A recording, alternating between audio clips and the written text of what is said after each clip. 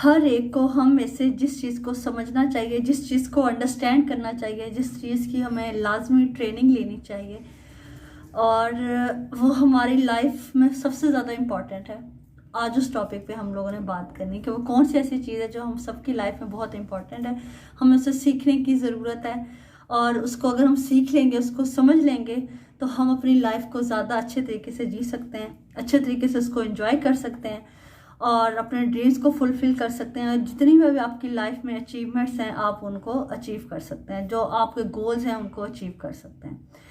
वो चीज़ कौन सी है? वो है टाइम मैनेजमेंट। अगर हमने टाइम को मैनेज करना सीख लिया तो हमारी बहुत सी प्रॉब्लम्स हैं जो कि बहुत इजीली हल हो जाएंगी और हमारा बहुत अच्छा टाइम जो है बहुत अच्छी चीज़ों पे हम लोग इन्वेस्ट कर सकेंगे, ग्रो कर सकेंगे और अपनी लाइफ को कंफर्ट तरीके से गुजार सकेंगे।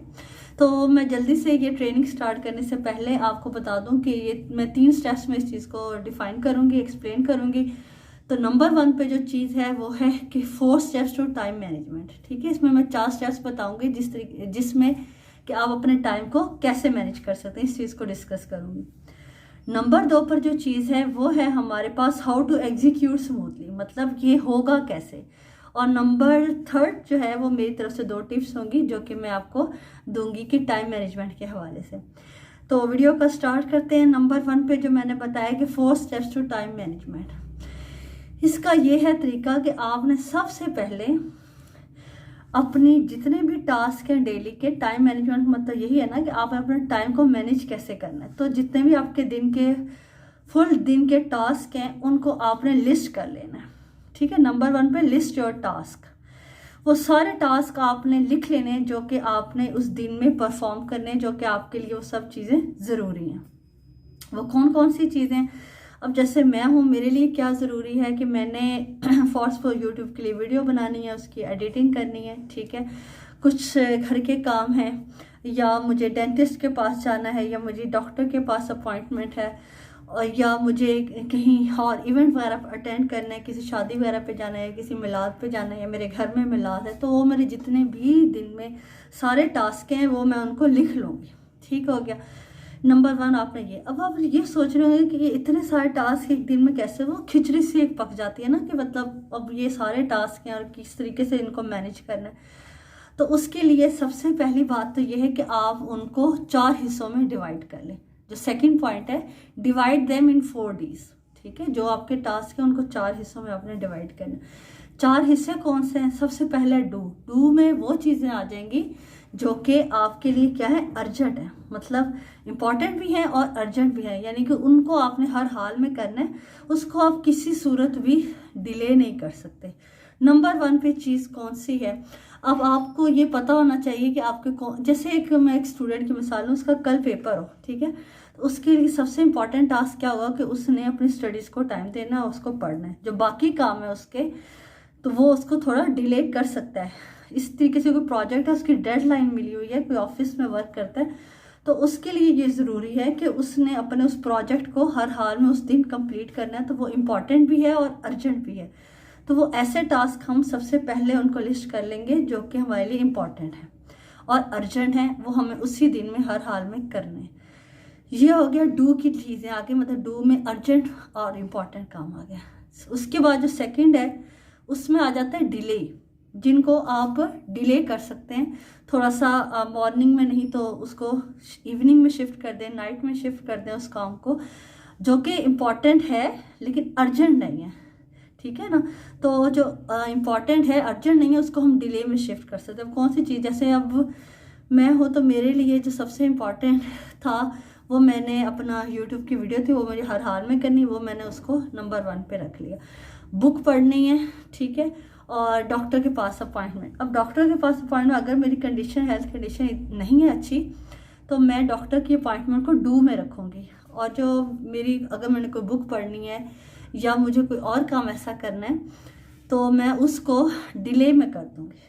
ठीक है, आपने जो डिले में असल में वो चीज़ें आती हैं जो कि इम्पॉर्टेंट होती हैं लेकिन अर्जेंट नहीं होती। ठीक है ना, तो आप उसको डिले में शिफ्ट कर देते हैं। ये 2 हिस्सों में हो गई लिस्ट। तीसरी चीज़ आ जाएगी डेलीकेट। डेलीकेट का मतलब यह है कि आप अगर बिज़ी हैं, आपका शेड्यूल बिजी है, तो कुछ चीज़ें ऐसी होंगी जिनको आप किसी और को दे सकते हैं, किसी और को अपॉइंट कर सकते हैं उस काम के लिए। जैसे मेरी बच्ची है, मैंने सारे दिन के टास्क हैं और उसको अगर मैंने टाइम देना है या वो खेल रही तो मैं 1-2 घंटे के लिए किसी और से कह दूंगी घर में कि आप इसे 1-2 घंटे के लिए देखें, तो मैं अपना काम अंजाम दे लूँ, क्योंकि वो काम कोई और भी अंजाम दे सकता है। इस तरीके से अगर मैंने मार्केट से कोई चीज़ लेकर आनी है, ठीक है, या घर के लिए मुझे कोई हेल्पर ढूंढनी है, या घर के लिए किसी फर्नीचर की मुझे ज़रूरत है, मैंने वो किसी और को मैं कह सकती हूँ कि आप ये जो है ना वो उस चीज़ में मेरी हेल्प कर दें और वो ला दें, या कोई भी टीम मेंबर या कोई भी हेल्पर उसमें मेरी मदद कर सकता है। तो वो चीज़ें आ जाएंगी डेलीकेट में, ठीक है। यानी कि जो काम आप किसी दूसरे को सौंप सकते हैं और वो कर सकता है अच्छे से, आपकी जगह पर अच्छे से परफॉर्म कर सकता है, आप उसको दे सकते हैं। ये तो 3 चीज़ होगी। चौथी चीज़ कौन सी, जिनको आप ड्रॉप कर सकते हैं, मतलब वो इतने इंपॉर्टेंट नहीं है कि आप उस दिन करें, वो उसे नेक्स्ट डे पर शिफ्ट कर सकते हैं। वो चीज़ें आ जाती हैं ड्रॉप में। अगर मैं बात करूं किसी ऐसी उसकी अपनी बात कर लूँ तो मेरे लिए जो चीज़ अब मुझे घर के लिए जैसे फास्ट कर्टन्स खरीदते हैं या फिर ये जाने वाली शॉपिंग, तो मेरे पास कुछ दिन है, अगर मार्जिन है तो मैं कहूँगी चलें आज की जो टास्क है ये ठीक है। पर्दे कर्टन्स लेने के लिए या कोई और चीज़ लेने के लिए बाज़ार अगर मुझे जाना है तो वो मैं कल भी जा सकती हूँ, तो आप उसे कल पर शिफ्ट कर सकते हैं। आपको पता होना चाहिए कौन सी चीज़ आपके लिए डू है और कौन सी चीज़ आपके लिए आप उसे ड्रॉप कर सकते हैं। डू में इंपॉर्टेंट अर्जेंट चीज़ें आएंगी और ड्रॉप में वो चीज़ आएंगी जिससे आप अगर आप उसको ड्रॉप कर दें तो आपको नुकसान ना हो उस चीज़ का। यहाँ तक तो होप सो आपको क्लियर हो गया होगा। आपने अपने दिन की सबसे पहले लिस्ट बनाई टास्क की, उसके बाद आपने उनको 4 हिस्सों में डिवाइड किया, डू में, ठीक है, फिर उसके बाद डिले में, डेलीकेट में और ड्रॉप में, यहाँ तक। अच्छा, थर्ड चीज़ आ जाएगी, मैं एक छोटी सी आपको मिसाल दूँ थर्ड पॉइंट बताने से पहले। जैसे एक पर्सन है, उसको फर्स्ट डेट में सैलरी मिल जाती है, उसने उसको बजट नहीं किया हुआ कि मतलब उसने प्लानिंग नहीं की कि मैंने इस सैलरी को कहाँ कहाँ पर खर्च करना है, तो वो अपनी मर्ज़ी से कभी जहाँ ज़रूरत पड़ी वहाँ लगा दिया, फिर जहाँ ज़रूरत पड़ी वहाँ लगा दिया, तो उसने बजट नहीं किया हुआ था। अब उसको महीने के एंड में हो सकता है वो खाली हाथ बैठा हो, लेकिन अगर आपने उसको बजट किया हुआ होता, उसको प्लान किया हुआ होता कि मैंने सैलरी को कहाँ कहाँ पर बच्चों की फीसें भरनी है, बिजली के बिल देने हैं, ठीक है, और कहीं शादी वगैरह पे जाना है वहाँ लेन देन करना, तो इतना पैसा मैंने उसके लिए, तो वो फिर परेशान नहीं होता उस चीज़ के, क्योंकि उसने पहले ही प्लान कर चुका होता है। और जो प्लानिंग के बगैर चलते हैं तो वो फिर एंड में खाली हाथ बैठे होते हैं और उन्हें परेशानी का सामना होता है, स्ट्रेस में रहते हैं। तो मैं जो थर्ड पॉइंट आपको बताने जा रही हूँ टाइम मैनेजमेंट के हवाले से, वो है टाइम ब्लॉकिंग। मतलब आप टाइम ब्लॉक कर दें कि ये टाइम मैंने इस चीज़ को देना है, तो आपको परेशानी नहीं होगी। अगर आपने टाइम ब्लॉक नहीं किया होगा, आपने ये नहीं तय किया होगा कि किस चीज़ को मुझे कितना टाइम देना है, तो फिर आप परेशान होंगे और आपको समझ नहीं आएगी कि अब मैंने इस चीज़ को, जैसे फॉर सपोज आप ये देख लेंगे मुझे ये बुक इतनी टाइम के लिए पढ़नी, ये सब्जेक्ट अगर एक स्टूडेंट है मुझे ये सब्जेक्ट इतने टाइम के लिए पढ़ना है, मैथ को मुझे ज़्यादा टाइम देना है क्योंकि वो मेरी थोड़ी टफ है, साइंस में मुझे ज़्यादा टाइम देना है। तो अगर आपने टाइम सेट किया हुआ होगा, टाइम ब्लॉक किया होगा उस सब्जेक्ट के लिए, तो आपको हर सब्जेक्ट को आप टाइम दे सकेंगे। लेकिन अगर आपने टाइम ब्लॉक नहीं किया होगा तो फिर क्या होगा, आप मैथ या साइंस को टाइम दे देंगे और बाकी सब्जेक्ट्स आपके रह जाएंगे। इसी तरीके से एक हाउस वाइफ है तो उसको भी अपने टाइम को ब्लॉक करना चाहिए कि मैं कौन सा टाइम कितने टाइम में करूँगी, कौन सा काम कौन सा टास्क कितने टाइम में करूँगी, तो वो फिर ज़रा सहूलत में रहेगी और उसे किसी भी परेशानी का सामना नहीं करना पड़ेगा। तो टाइम ब्लॉकिंग बहुत इंपॉर्टेंट होती है। यहाँ तक हो गया। अब जो 4 पॉइंट है टाइम मैनेजमेंट के हवाले से, वो है रिव्यू करना।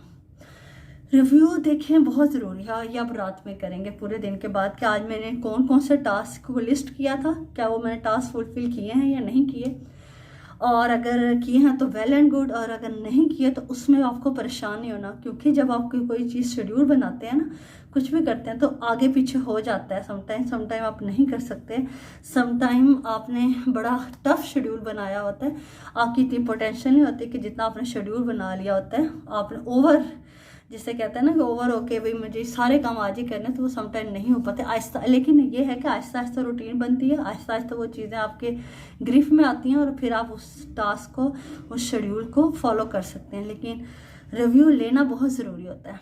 इसकी एक सिंपल सी मिसाल दूँ, जैसे एक शॉपकीपर है, ठीक है, वो अपना जो शॉप का सारा सामान है वो लेकर आता है, और रात को चीज़ें सेल वगैरह करके जब वो घर जाने लगता है तो उसे रिव्यू लेना चाहिए कि आज कितना मेरा सामान था, कितना मेरा स्टॉक कम हो गया, क्या चीज़ मुझे ज़रूरत है, ताकि मैं नेक्स्ट डे उसे ला सकूं। लेकिन अगर वो शटर बंद करके ऐसे चला जाता है रिव्यू लिए बगैर, तो कुछ दिन बाद से पता चले कि मेरी दुकान पे ये चीज़ ख़त्म हो रही है, ग्राहक ये चीज़ ज़्यादा डिमांड कर रहे थे तो मेरे पास ये नहीं है, तो इस तरीके से उससे नुकसान होता है। ठीक है, ये कोई अच्छी वो हैबिट है नहीं, इसलिए रिव्यू लेना बहुत ही ज़रूरी होता है। तो आप अपने टास्क जो आपने तय किए थे उनका रिव्यू लें, और अगर नहीं उसको फुलफ़िल कर सके तो नेक्स्ट डे इंशाल्लाह आपकी एक रूटीन बन जाएगी।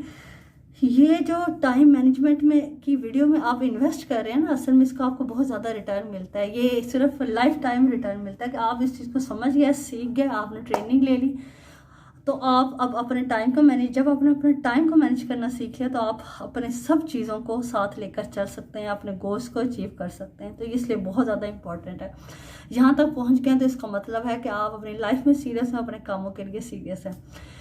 चलें जी, ये तो हो गए थे 4 स्टेप्स टू टाइम मैनेजमेंट। और उसके बाद अब सवाल ही पैदा होता है कि ये जो सब चीज़ें हमने की होगा कैसे, ये लिखना कहाँ पर, ये कैसे पता चलेगा, कहाँ रिव्यू लेना। उसके लिए मैं आपको बताती हूँ हाउ टू एग्जीक्यूट स्मूथली। फिर उसके बाद अपनी टिप्स दूंगी जो कि मेरी पर्सनल टिप्स होंगी टाइम मैनेजमेंट के हवाले से। तो सबसे पहली जो एक चीज़ है वो ये है कि आपने इसको एग्जीक्यूट करने के लिए आपके पास कॉपी पेन होना चाहिए जिस पे आप लिख लें। ये तो एक बहुत पुराना तरीका है जो कि अक्सर लोग यूज़ करते हैं, नोट पैड रख लेते हैं, उस पर अपना जो जो टास्क के आगे टाइम डाल देते हैं, ये टास्क कितने टाइम में करना है और वह करते हैं। नंबर 1। दूसरा, अगर हम टेक्नोलॉजी को यूज़ करें, क्योंकि कॉपी पेन में ये होगा, अच्छा ये नहीं हुआ, फिर उसको रेज किया, ड्रैग एंड ड्रॉप नहीं कर सकते, कॉपी कहीं भूल गई, पेन कहीं भूल गया, अब मैं कैसे लिखूं, क्या लिखूं, पता नहीं फॉलो किया नहीं किया, तो वो फिर समटाइम प्रॉब्लम होती है मैनुअल तरीके में। अगर हम स्प्रेडशीट का इस्तेमाल कर लें, एक्सेल, तो हर एक के मोबाइल में भी होती है ऐप, तो उसमें आप अपना आसानी से अपना टास्क लिख सकते हैं और आगे टाइम मेंशन कर सकते हैं, और अगर कोई प्रॉब्लम हो तो उसको आप एडजस्ट भी कर सकते हैं इजीली, तो दोबारा खपने की ज़रूरत नहीं पड़ती। और इसके अलावा स्मार्ट ऐप्स बहुत सारी आ चुकी हैं। नंबर 3 पॉइंट पे कि आप गूगल कैलेंडर यूज़ कर सकते हैं, टूडूइस्ट ऐप है वो यूज़ कर सकते हैं। इस तरीके से बहुत सारी ऐप्स हैं जिन पे आप रिमाइंडर भी लगा सकते हैं, आप उन पे अपना वर्क असाइन कर सकते हैं और उस पर आप अपना टाइम दे सकते हैं, टाइम ब्लॉक कर सकते हैं, कौन सा टास्क कितनी देर के लिए मैंने परफॉर्म करना है। ठीक हो गया यहाँ तक। उसके बाद आ जाते हैं अब मेरी टिप्स कि मैं आपको क्या इस टाइम मैनेजमेंट के हवाले से टिप्स देना चाहती हूँ जो कि मेरा पर्सनल एक्सपीरियंस है। वो है सबसे पहले कि जब भी आप कोई टास्क करते हैं, बनाते हैं, शेड्यूल बनाते हैं, तो ये नहीं कि वेरी फर्स्ट डे से आप उस पर फुलफिल हो जाएं, वो पूरा हो जाए, ऐसा नहीं हो सकता। तो फिर आप उसमें क्या होता है, आप स्ट्रेसफुल हो जाते हैं, आप खुद के साथ हार्ड हो जाते हैं, आप गुस्सा आ जाता है कि मैं नहीं कर सकता, चलो छोड़ो, ये मेरी बस की बात नहीं। बल्कि जो भी चीज़ है, जो भी शेड्यूल है, जो भी टास्क है, जो भी रूटीन होती है ना, उसको अडॉप्ट करने में टाइम लगता है। जब आपने एक दिन नहीं आप फुलफ़िल कर सके तो अगले दिन आप थोड़ा सा उसको रिलैक्स बनाओगे शेड्यूल, ताकि उसमें अपनी इंजॉयमेंट का टाइम भी निकालोगे, अपने रिलैक्स होने का टाइम भी निकालोगे और अपने वर्क को भी देखोगे। ठीक हो गया। उसके बाद आप जो है ना फिर अपना शेड्यूल रेडी करेंगे, आपको अपना पोटेंशियल का पता चलेगा कि मैं एक दिन में क्या क्या काम कर सकता हूँ, क्या नहीं कर सकता। तो लेकिन इसमें ज़्यादा बिल्कुल भी परेशान होने की, घबराने की ज़रूरत नहीं होती। तो सबसे पहली बात यह है कि आपने स्ट्रेस नहीं लेना, डोंट स्ट्रेस। दूसरी चीज़ है जो कि आप जितने भी एक्स्ट्रा ऑर्डिनरी लोग हैं दुनिया में, जितने भी एंटरप्रेन्योर हैं या जितने बिजनेसमैन हैं या जितने भी सक्सेसफुल लोग हैं, सिंपल वर्ड्स में, जो अपने अपनी लाइफ में सक्सेसफुल हैं, चाहे वो किसी भी फील्ड में हो, वो एक चीज़ है कि वो कभी भी गिव अप नहीं करते, वो कभी हार नहीं मानते, कभी थकते नहीं, कभी गिरते नहीं, और ये नहीं सोचते कि बस ख़त्म, अब ये हो ही नहीं सकता मुझसे। तो आपने भी यही करना है कि भाई एक दिन नहीं हुआ तो दोबारा कर लें, तीसरे दिन कर लें, आखिरकार आपकी रूटीन बन जाएगी, सब सेट हो जाएगा, आप अपने टाइम को मैनेज करना सीख लेंगे। तो ये मेरी वीडियो थी जो कि मैंने स्पीडली सोचा कि आपके साथ शेयर करूं ताकि वीडियो ज़्यादा लंबी ना हो, लेकिन फिर भी थोड़ी सी लंबी हो ही गई है। अगर आपने यहाँ तक वीडियो देखी है तो इसका मतलब है कि आप अपनी लाइफ में सीरियस हैं, सीखना चाहते हैं। तो मुझे कमेंट करके बताइए कि और किस किस्म के टॉपिक्स पे वीडियो बनाऊं जो कि आप लोगों को पसंद है, और मैं किसी और अच्छे से टॉपिक के साथ आप लोगों के साथ मिलूंगी। तब तक आप अपना ख्याल रखिएगा, मुझे दुआ में याद रखिएगा। अल्लाह हाफिज़।